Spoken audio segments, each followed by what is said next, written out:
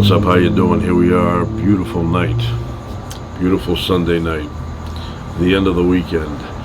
The temperature is just right. It's like being in a room. It's room temperature right now. Very comfortable.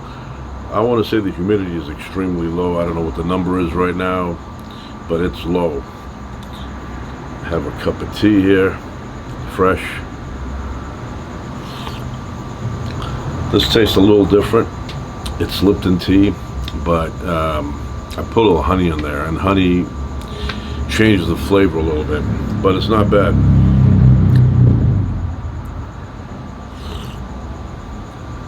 So I was reading in the paper. See a fly here. Man, I got it. I was reading in the paper about Billy Joel, and he's going to auction off his motorcycles, and he's closing down the shop. He's closing down the shop in Long Island that sells motorcycles. Now, a couple of things on that, auctioning off. I mean, okay, is the money going somewhere special? Because if it's not a charity thing, you want to raise money for some cause, this auctioning off, just give them away. I would give them away. If I was worth $250 million, I would get the best fans out there that like motorcycles, and I would say, this is yours, this is yours, this is yours. There you go. Thank you for making me rich and supporting my music all these years.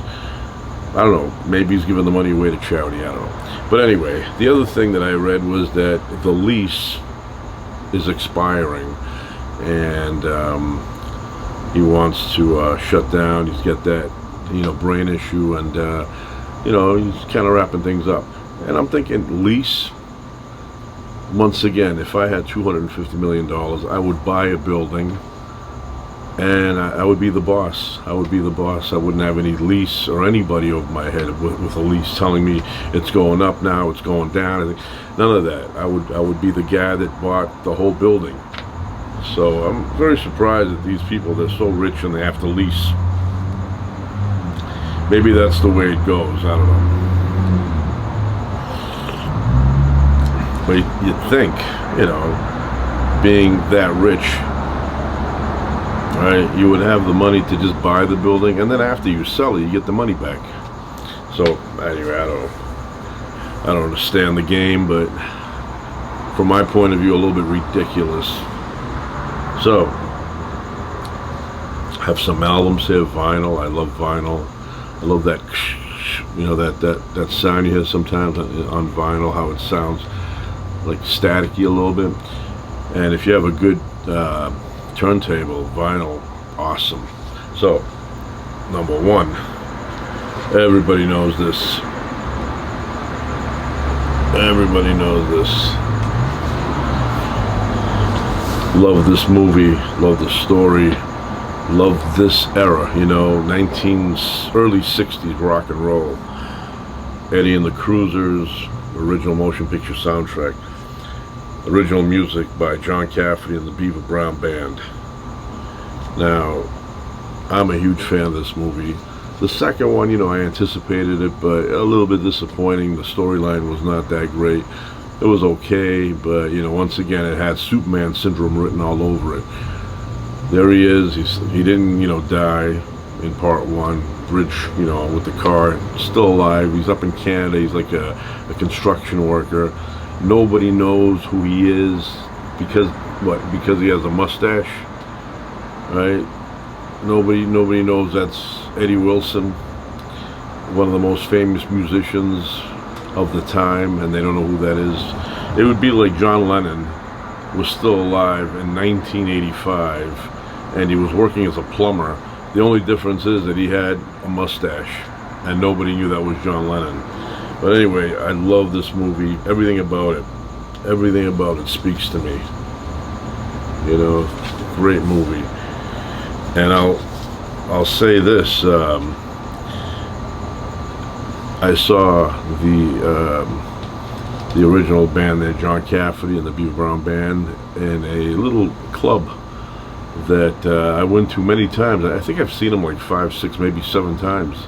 And I had good front seats there. These places, they have tables, they have chairs, and you just sit there and you order the finger food and you listen to the band play. And I enjoyed John Caffey and the Beaver Brown Band. They were awesome. And then I went and saw them again and again and again. Same place, same place. I don't think that place exists anymore, but such great songs on the dark side, tender years, but you feel that emotion, you know, you feel like you're, you know, like there's somebody you're in love with in the background. Run around sewers on here, down on my knees, hang up my rock and roll shoes, Wild Summer Nights, Boardwalk Angel, right? Betty Lou's got a new pair of shoes. Those oldies but goodies remind me of you. Season in Hell, Fire Sweet. I mean, this is great album, great music, great story. Everything about this movie I loved. One time I emailed him. I had his email. And I said to him, what's going on? Is there going to be a number 3? And he emailed me right back, and he said, if they ever announce a number 3, if they ever ask me, he said, I'm doing it. Well, nobody asked, but that's because number 2 bombed. But number one was great. And like I said, I love those years. It's almost like, it's still the 50s, it feels like, but it's not. It's the early 60s. But they don't transition into the 60s music until later on. But the stuff that's on here is just great. And John Cafferty did stuff for Rocky, Hearts on Fire. So that one. Then I got this one here. This show, I loved this show. It was, for me, it was $6 Million Man, this show, Hawaii Five-0, and I loved watching all 3 of them in any order.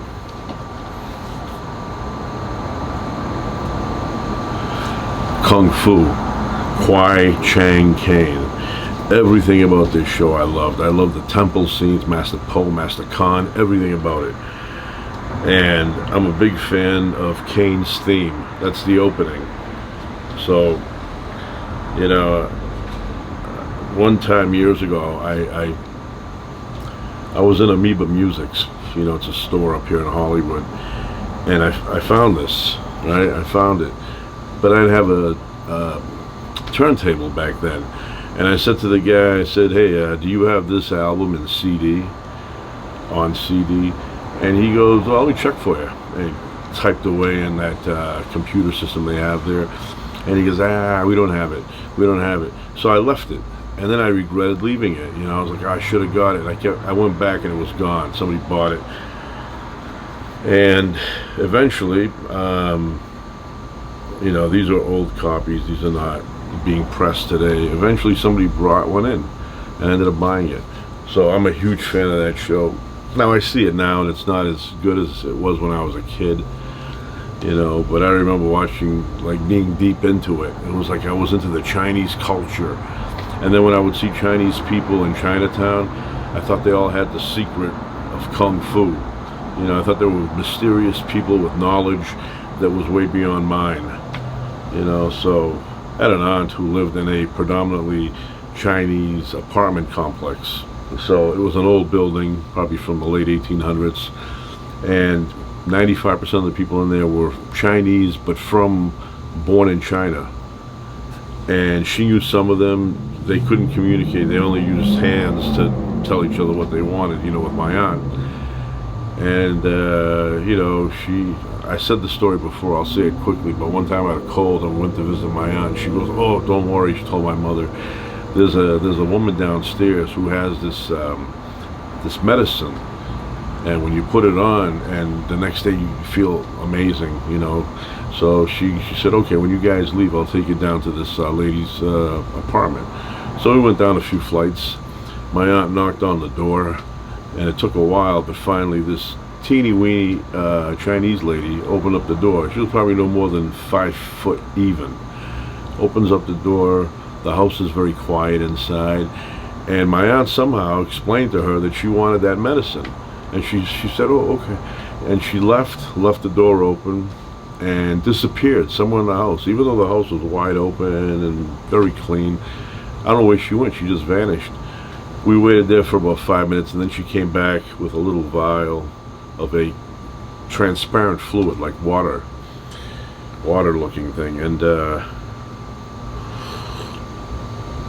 she explained in her way the process. She said, you take this, you put it in the Vicks, you mix it up, you take the Vicks, put on the body, and then the next day you feel great. So that's what we did. We went home. My mother put the Vicks on my back with that medicine in it, and somewhere in the middle of the night I woke up shivering. That medicine intensified the menthol in the Vicks and made me feel like I was in Siberia. So then I told my mother the next day, you need to throw that Vicks out. And she goes, okay, what's the matter? I told her, I go, that's not, it's too, I don't know, makes you feel cold. Makes you feel very cold. So she claimed she threw it out, but for years I would see the same bottle in the bathroom cabinet. And she goes, oh, that's not the same one. I threw that one out. That's a replacement. So because of that, I never believed her. You know, I said, I don't believe that. So I never used Vicks ever again. I don't want her to fool me. So anyway, that's the story for that. But I was a huge fan of that show. The theme song, awesome. David Carradine, awesome. Master Poe, Master Khan, man, they were like made for that role. Just great actors. So next on my list, this is a singer that a lot of people know from my time, John Sebastian. He wrote and recorded the theme song to Welcome Back, Kotter. Look at that. And it's on here. It's on here. It's the 5th song down, Welcome Back.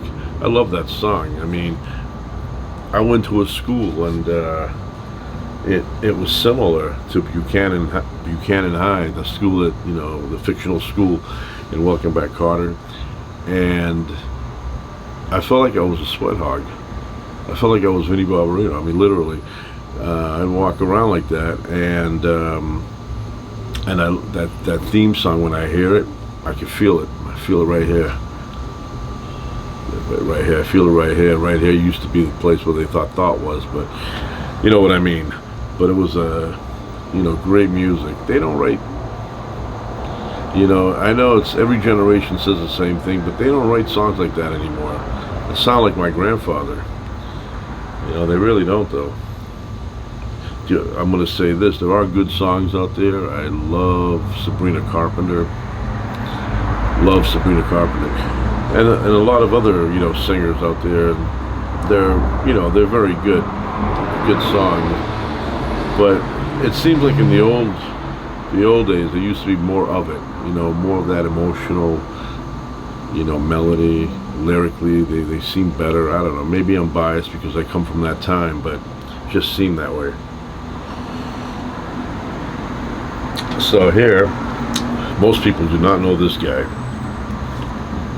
Still has the plastic on it. See this guy?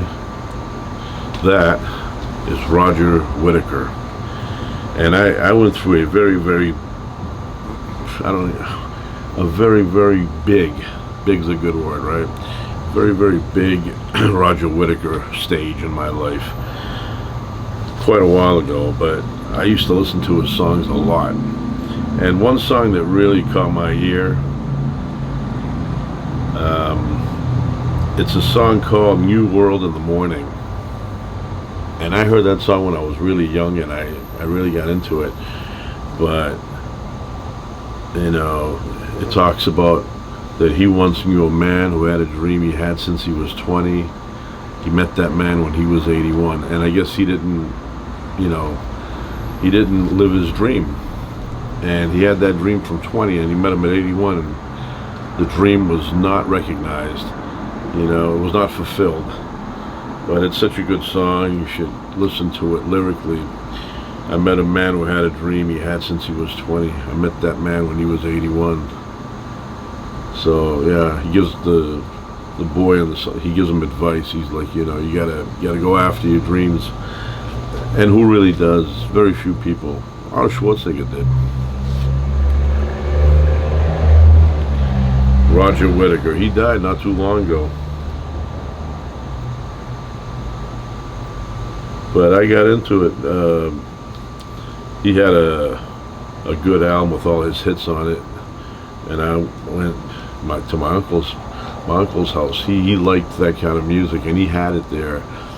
And one summer they traveled, and they let us stay at their house. And I found the album, and I put it on the turntable, and I could not get enough of it. I was addicted to Roger Whittaker. I know, a little ridiculous, but it's true. And then this is probably the best soundtrack of any movie ever.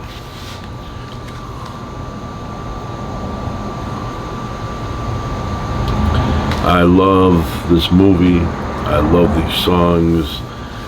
Everything about this movie speaks to me. And I had a bit of a crush on Olivia Newton-John, especially how they made her at the end. You know, I said, that's her. Had the hair going and the eyes all done, and you know, and something about this movie. I don't know, something about it. I know the 50s were never completed, and so I'm kind of stuck there sometimes. But you know, I just love this. You know, love this everything. The music, the movie, the acting, the actors, the theme there. I like you know, Barry Gibb. He wrote the song Grease, right? The song that Frankie Valli sings. And on a side note here, what's up with Frankie Valli? He's basically motionless on stage, and he's lip syncing.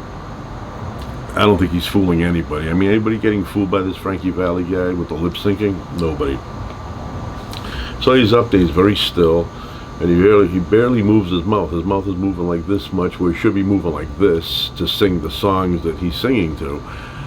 And people pay. I mean, you know, they want to see him.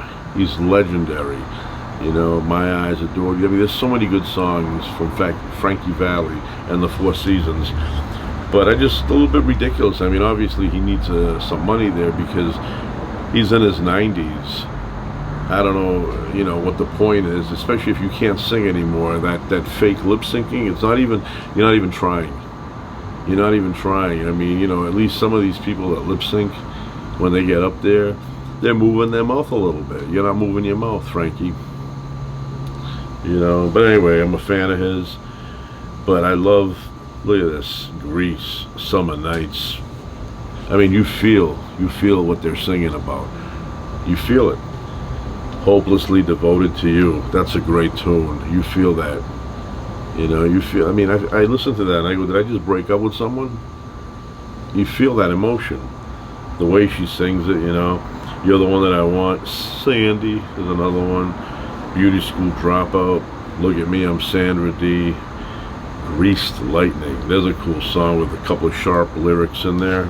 You know what I mean?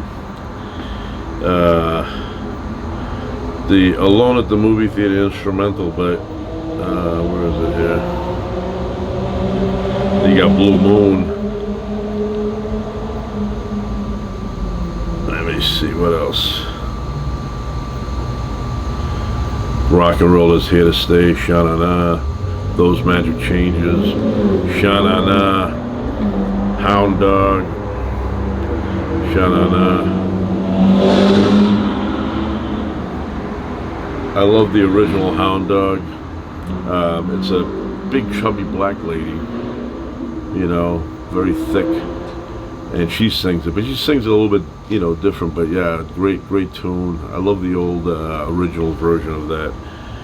And then Went to Hand Jive, cool song. That's where they do that dance in the gymnasium, and that what's the Latina, you know, the curvy one there.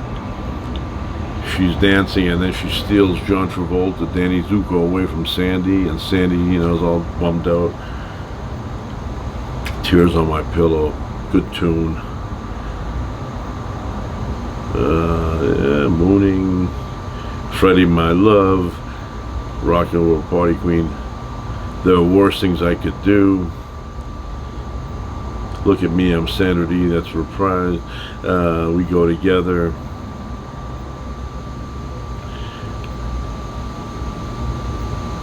So I don't understand, one thing about Reprise, when they say that.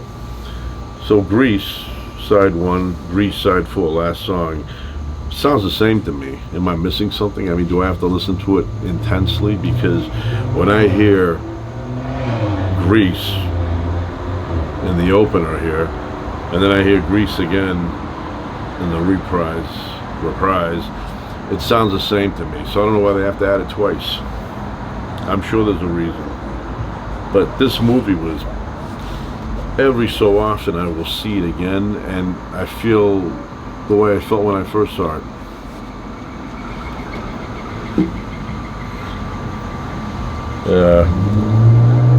They did make a sequel to it.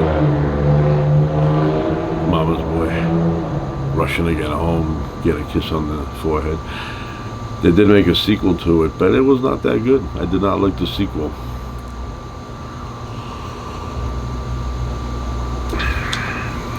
So yeah, Grease opens up with a cartoon. First day of school, kid gets up, he's all, remember the first days of school? He'd get up all getting ready to go to this place. And school was as much about learning as it was about socializing, meeting with your friends, doing things with, kids in your school, kids from other schools, and new kids from your school. And it just flies by. You don't even realize it. You're sitting there one day, you're a freshman, and then another day comes by and it's the last day of your high school years. It's done. It's over. And then you get older, and it's like a big blur. I mean, I remember a lot of it, certain key, but you don't remember every day. You remember certain key moments. You remember teachers, but you don't remember every single detail. So, I mean, the most, if you were to talk about your high school, it would be like, what do you remember? Like a couple of weeks, 3 weeks, 4 weeks. If you take all the days you remember, put them together, it's like the rest of them just fade into nothingness. Now with the iPhone, you probably can remember a lot more. You take more pictures and you look at them and they bring back memories. But back when I was there, you didn't have any of that, or you would have gotten in trouble, if you brought a camera around and started taking pictures, or what was that VHS thing? It was all shaky.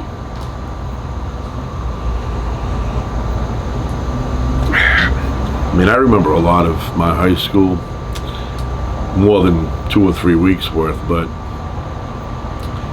I do remember one time, funny thing, there was an area in the back there where me and my friend Vinny, we decided we were gonna, go to this location, and he said to me, you wanna jump the car? Like, not me do it, but he would be driving. And I said, where? And he goes, I'll show you. So there's a place that had like a dirt mound. And we looked at it, and I said, yeah, let's do that. I was a fan of the Dukes of Hazzard. So he went back, and he picked up speed, and he hit the dirt mound, and we lifted, and we landed hard. And I was like, wow, that was a crappy landing. I thought it would be nice and smooth, just right away, it'd be all bouncy inside, but it wasn't. It was very hard, the landing, and I felt like I got injured, but I didn't. But it just felt that way. It was like somebody threw us.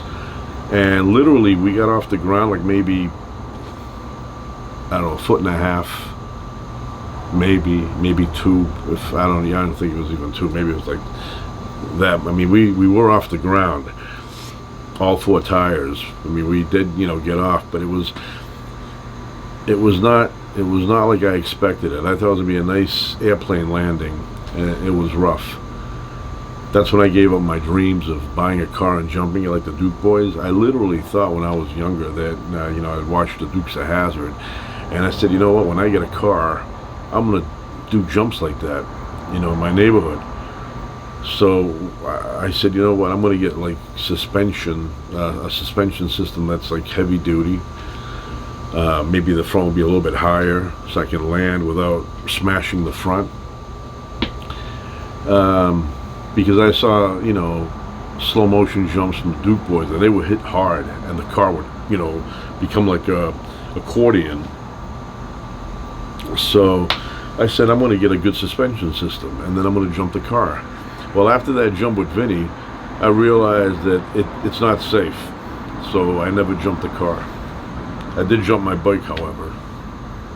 Big bike jumper.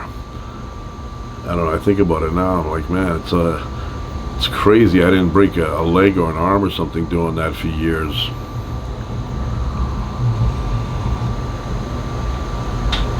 And you know why you don't break arms as easily when you're younger? Because you have agility. Alright, you have agility. You jump and you use your body to kind of like maneuver in the air and you land.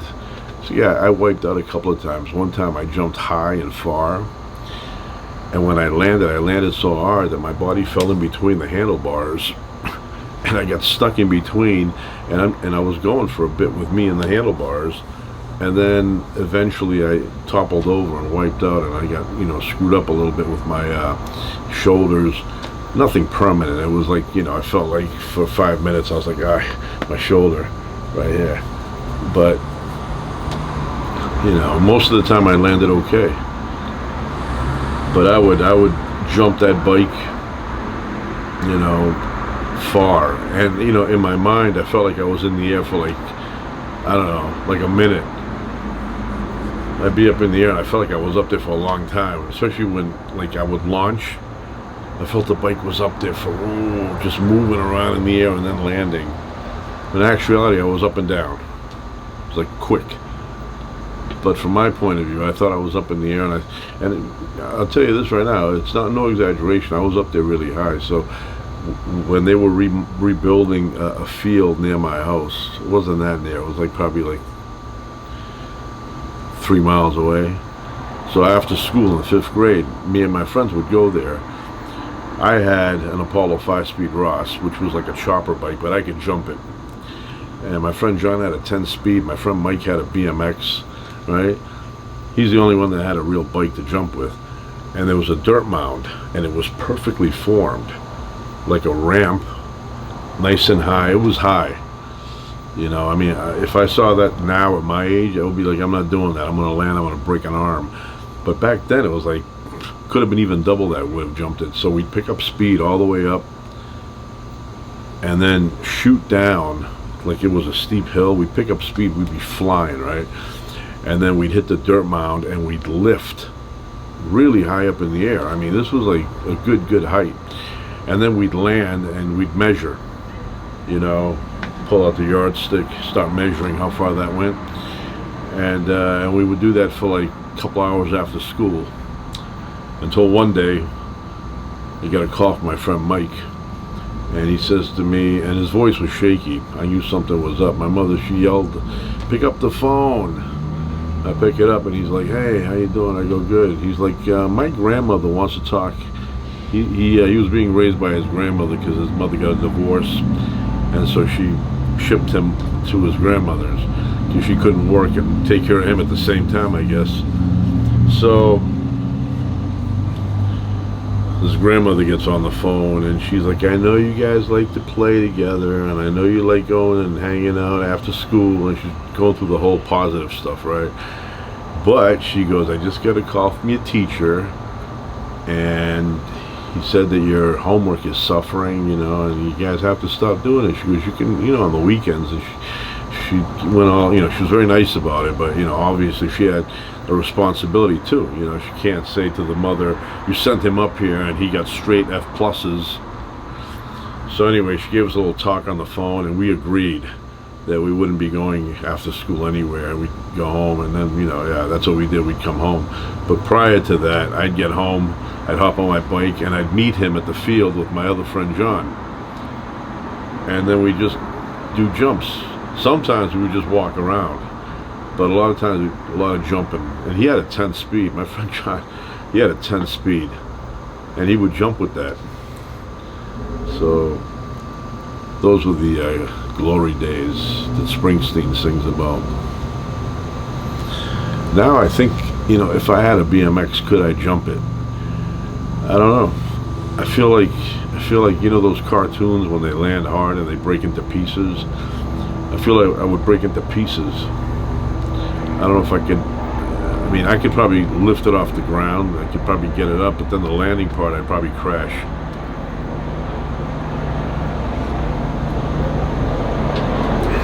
Yeah, when you're younger, you do the bunny hop at the same time when you hit the ramp, and somehow you're able to control the bike in the air.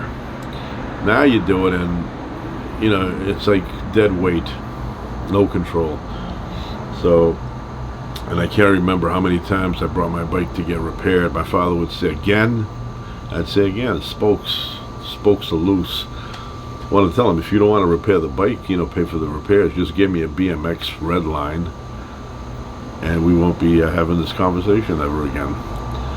But anyway, the guy would fix it, and I'd ride it home, and I'd feel like I had $1 million bike. Everything worked fine, and then about 2 weeks later, everything would be screwed up again because of all the jumps.